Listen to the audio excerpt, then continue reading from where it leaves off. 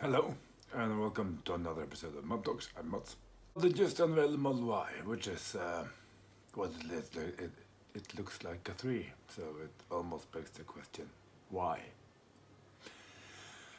That seems to answer all the questions everybody had about the Model 3. Why isn't it a hatchback and why is it a sedan? Well, it is a sedan or a saloon car if you want. It has its limitations. We've had it for a long time. It's not like it's something new, but people still got hung up in the fact that they didn't have a hatchback and so on. It looks great. Probably would feel like a 3 to drive, only a little bit taller, so throw a hitch on it and you have a perfect car for Norwegians. But they're no longer the only bird in the tree. In fact, they're getting a lot of competition the next few years. The cars that are, if you take the base and the mid-range 3, the Kia Niro, e-Niro, which is a fabulous car. In fact, I'm gonna test it in a few hours, but I've already driven it a little bit, and it's a great car. Great car. The Kona, I have a review of it in the backlog. It's a very good car. Kia Hyundai, I mean, if you don't like Tesla, you don't like the screen, the electronic buttons, buy a Hyundai or Kia. They're great cars. They've plenty of range. A Norwegian magazine tested the e-Niro and managed, give or take, 400 kilometers winter range, which is very, very good indeed. And it's priced a little bit more than the standard range 3, but still, it's a different car. And it's a good competitor. And then you have the small Peugeot. We don't know how much it's gonna cost yet. They showed it on the Geneva stand. It looks like a Peugeot. And it isn't a sub-brand or any of that thing. It's just a car, and it looks great. And then you have the VW Group. The monstrosity. The dinosaur, if you want. But it's finally awakened. They have spent a lot of money developing their MEB platform. They're rebuilding 3 factories in Zwickau. And yeah, categories. No one can do volume production quite like VW Group. Audi showed their smaller Q4 e-tron in Geneva. The Seat showed its Elborn, which looked a bit like the Model Y, incidentally, in the front. And that's just 2 other cars. This is gonna spread, and we know Skoda is coming. This is gonna spread quickly. In all niches and in almost every price point. So, and we know that these cars are gonna be good. They're gonna be well built. They're gonna work properly, and you can buy them anywhere, and you can service them anywhere, probably. So, you can buy them and service them at any dealer you want. So that's gonna be stiff competition to Tesla.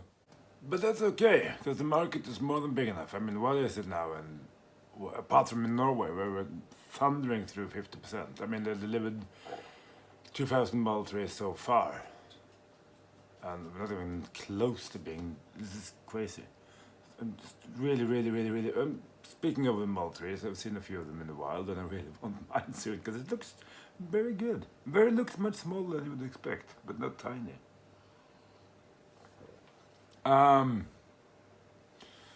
Yeah, the marketplace is more than big enough. It's what, 2% worldwide or something like that, 2 or 3%.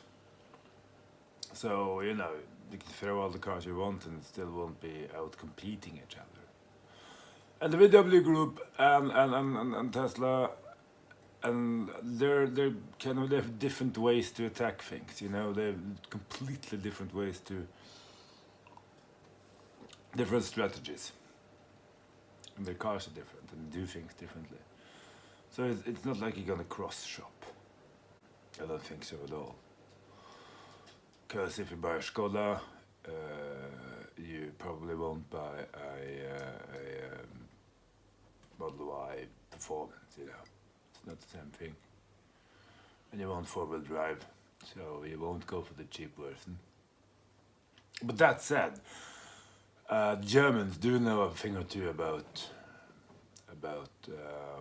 making money on optional extras. Yeah, that's Tom, by the way.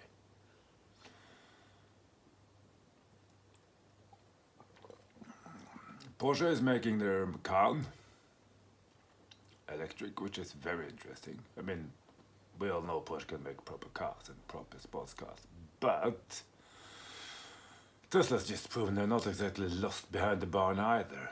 So it's going to be rather interesting. But of course, they can cross shop a little bit more. Because traditionally, if you want the quick car, I know a lot of the people that have ordered the Taycan has Tesla owners, but you know they want something more properly built and blah blah blah blah. So we go for the Porsche now because we have an 11 in the garage or whatever, you know. But the Teslas goes like stink, and they're relatively sporty to drive. At least their smaller cars now are. The SLX are great fun, but it's not exactly sporty. A little bit too bulky for that. So the Macan and the Y can cross shop. That's going to be interesting to see how that works out. And how they compare in tests when they get that far. And of course you have the Leaf Plus.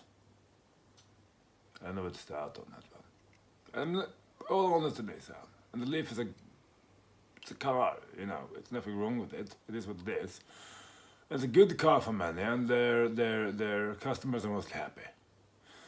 And I know the Rapid Gate thing is mostly overdone. It's overblown. It's sure it's a big issue if you do happen to need it once a year. But I still don't understand why they can't just give it the proper thermal management, you know, the battery pack.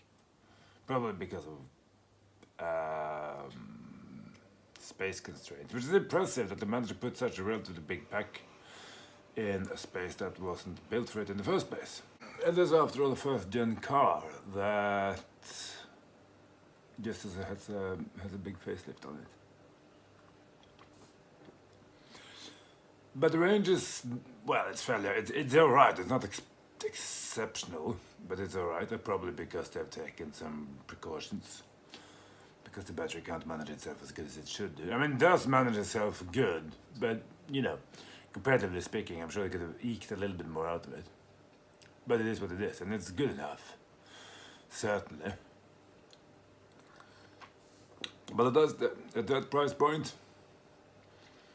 between $35,000 and $40,000. You got the Niro, you got Kia Hyundai coming in, you got probably some VW products coming in, you got the Teslas, as it were, with the Y in a few years. So I don't know, Nathan, maybe you should revamp a little bit, and maybe you should expand. Now you just have the Leaf and you have the van, the ENV range, and that's not good enough. I mean, you have the technology. You've had it more than anybody else. So, come on, show us some more product. It's coming a revamped, reworked Ioniq also, apparently. That's gonna be very exciting, because I always said the Ioniq would be amazing if you give it double the battery pack, which is basically what the 3 is. And it is coming now with the Kona Niro drivetrain, and that's gonna be really gonna be riot. I mean, I drove to Gardermoen and back yesterday, and took a few hours with traffic and stuff on the charge stop. And it's a great, wonderful car to drive because it's so comfortable. It's a wonderful car. If you double the battery pack, you basically double the range. It's gonna be a brilliant car to go on long road trips in. It already is. We don't know about the price yet, But I can imagine it ends up where the Nero Kona Land is now, mid-30s. Good car, well equipped. The only thing we don't know how they have ever, maybe they've repackaged it, but part of it so there's a bit more space in it. We'll see. But anyway, exciting stuff. What else is coming? I think I covered most of it. If it's something I've forgotten, you can put it in the comments. And also remember to like, or maybe dislike. Tell me why, so we can improve. And then I'll finish my coffee. And then I'll go and drive the e-Niro. Then I'll tell you about it in the next one. Until then, take care. Bye.